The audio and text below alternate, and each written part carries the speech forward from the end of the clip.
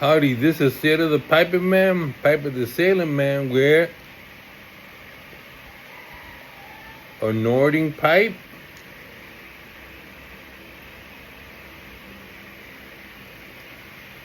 Beautiful Nording pipes. I love Nording pipes. I was asked the other day,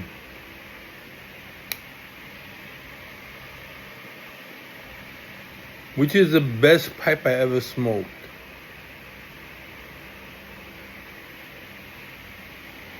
And I told them a Nording pipe.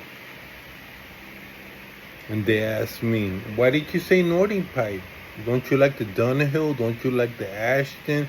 Don't you like the Upshaw? And I said, those are all great pipes. But you asked me a question, which was the best pipe I ever smoked?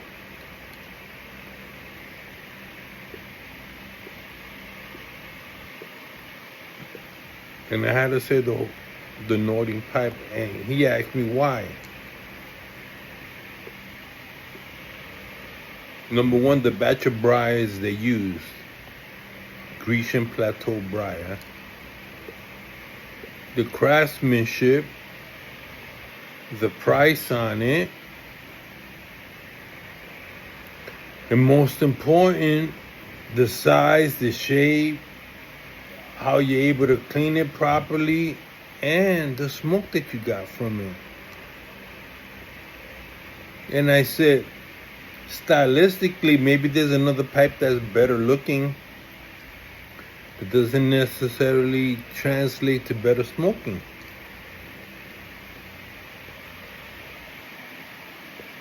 Vice versa.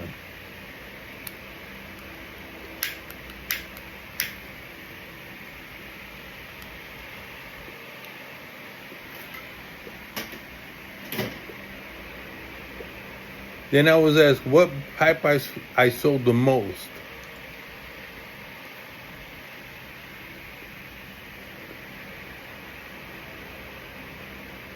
I said 7Ellie pipes. And they asked me, well, if you like the Nording, why didn't you smoke the Nording? Why didn't you sell the Nording more? I was kind of prejudiced. I said, my best customers that smoke the best tobacco, I'm going to try to get them the best pipe because of it. So, for my best smokers, continue to smoke on a daily basis. They were on a budget, because the more you smoke, the more you spend, right? They were on a budget. They want some newbie that wants a great pipe, is gonna smoke 1 or 2 years and give it up. I'm talking about somebody that was gonna be like me, smoking for a long time. The durability on these pipes. It's easy to build cake on it. You can smoke English. You can smoke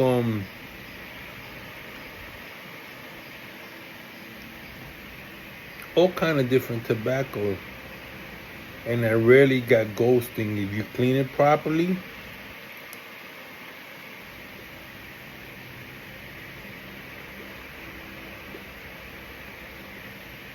And not that he's retiring or is gonna retire. I got a lot of sentimentality because Nording gave me a lot of respect.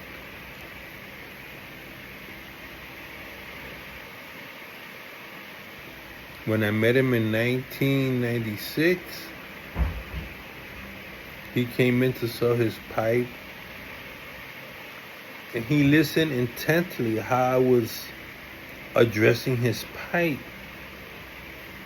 It's one thing selling a pipe, But when the person that's making the pipe is standing there, nobody knows it's him but me, and I gotta sell that guy a pipe, and I'm selling his pipe for him, and he's watching me standing there.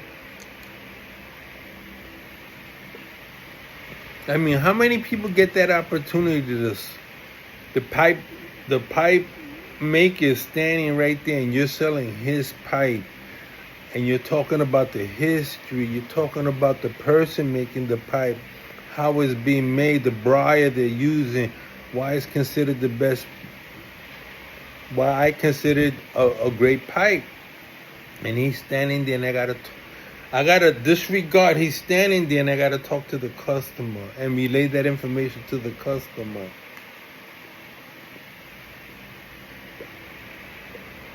And he gave me so much respect.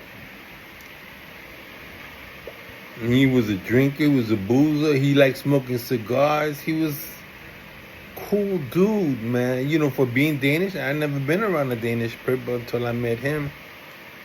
And then Old Tang.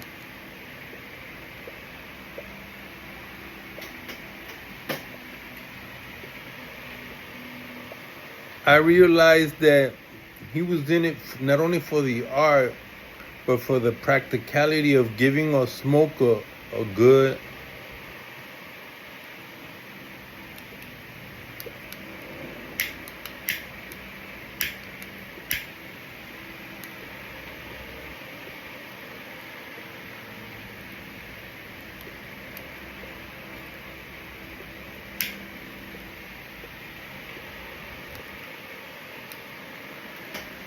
he was in it to make a good pipe that anybody could smoke. He didn't come across like Dunhill or Davidoff, you know, uppity bourgeois.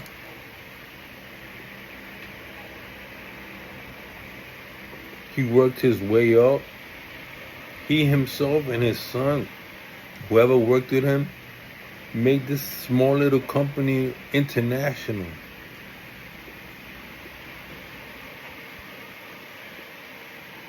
And that's why I think,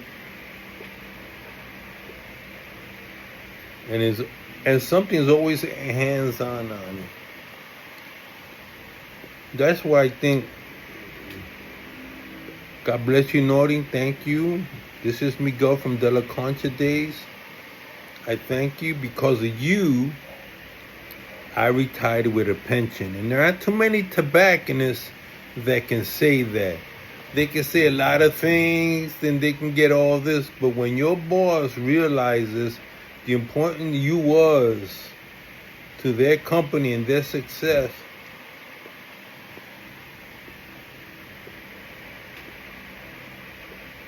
after working long hours and working during selling and making that company great, to the point that he sold and Davidoff wanted to buy it, that I was a part of that. I was a part of it, getting it online and getting all that before there was an online service. And dealing with customers, important customers,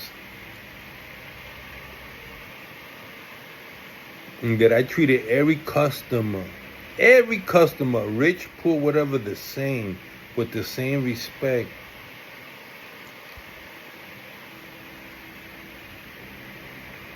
And he felt worthy when he retired a millionaire. He was worthy, and it says, cut a pension for Santiago. I was on it. With that pension, I called it an early retirement. Of course, I was in the veterans. I had a pension. I had some of my Social Security. I had money invested in other companies. And I took a buyout. I came to the Caribbean. I've been here since 2005. Living a wonderful, peaceful life. Thanks to tobacco, thanks to pipe, thanks to my boss, thanks to the industry which I love. While there are those that would try to destroy the industry, I'm for pipe smoking. It's done me a world of good. Give me cars, money, and I enjoy it. And I want to thank each customer that I ever had, especially so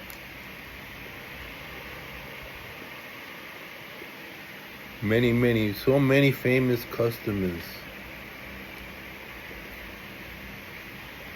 I want to shout out to Amana Sante for treating me with respect and love and buying me coffee on Saturdays. Henry Winkler and so many others. Roy Nealman. So many others that played a part in my career as a tobacconist. I could retire. They only know half the stuff I knew back then. I was like a encyclopedia.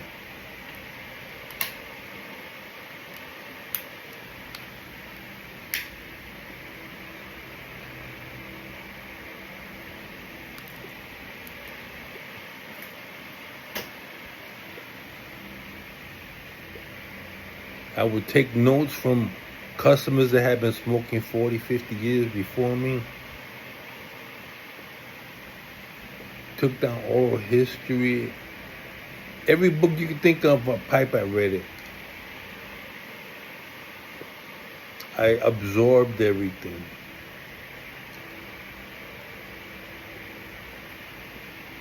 The briars, the makers of the briars, who colored the briars, who painted the briars, who worked at Peterson, who worked at Savinelli, who worked Maestro de Paja, who made the Don Carlo, where did they get their briar, what regions, what islands.